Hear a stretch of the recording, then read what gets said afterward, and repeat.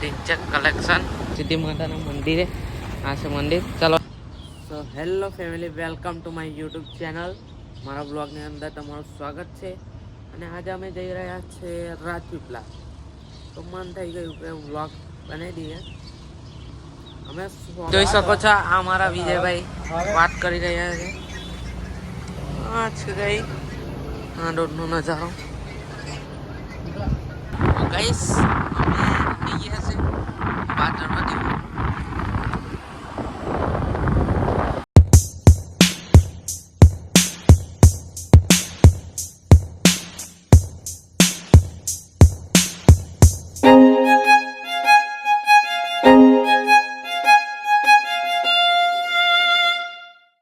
દર્શન કરીને અહીંયા ગઈ પહોંચી ગયા છે.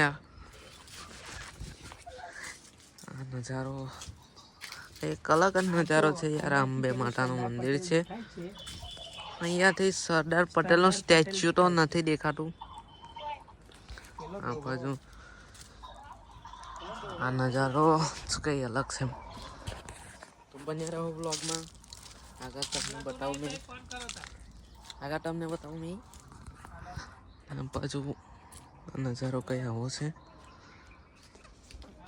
આ મંદિર છે ભારતી દાદાનું.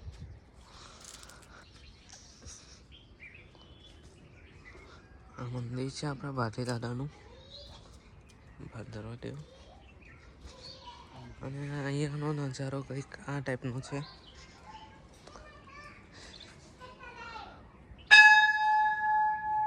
બસ પર ત્યાં નીચે ઉતરે છે. આ જોઈ શકો છો.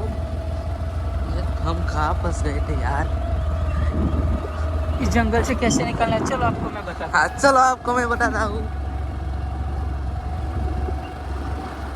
ये तो ऊपर सराय दीदी गाड़ी बनानुला.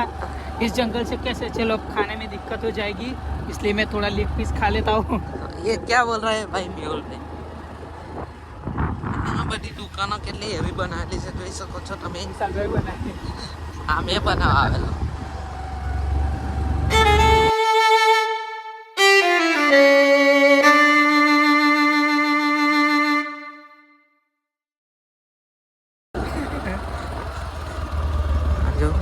ગાઈસ પેલી દુકાન જતી રહી જ્યાંથી આપણે પેલું મારવાનું લીધું હતું. અને ગેટ છે અહીંયાથી જાય કેટલા ઉપર ચડી ગયેલા અમે ગાડી લે ઘણા બધા.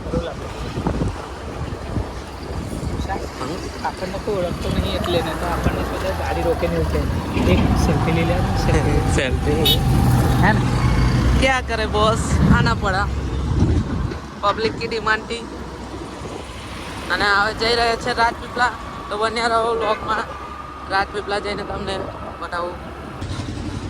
તો ગાઈસ અમે પહોંચી ગયા છે રાજપીપળા. અને અહીંયા ઘરે અમે શૂઝ લેવા માટે આવી ગયા છે. તો ચાલો તમને અંદર બતાવું.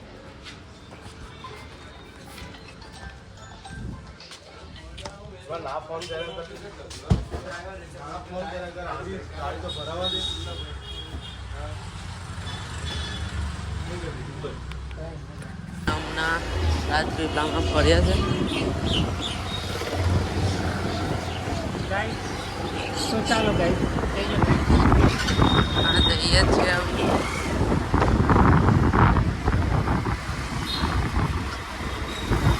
ઢીંચક કલેક્શન. આગળ ઢીંચક કલેક્શન આવશે ગાઈસ.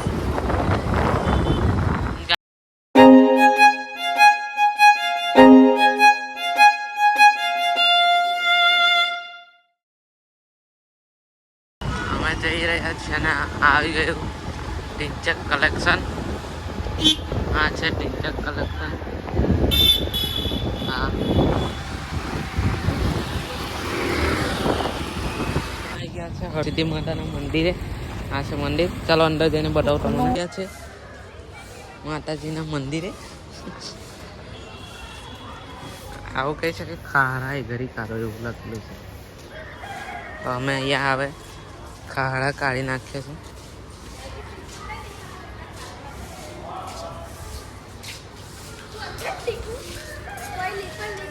આ છે હરસિદ્ધિ માતાનું મંદિર રાજપીપળા.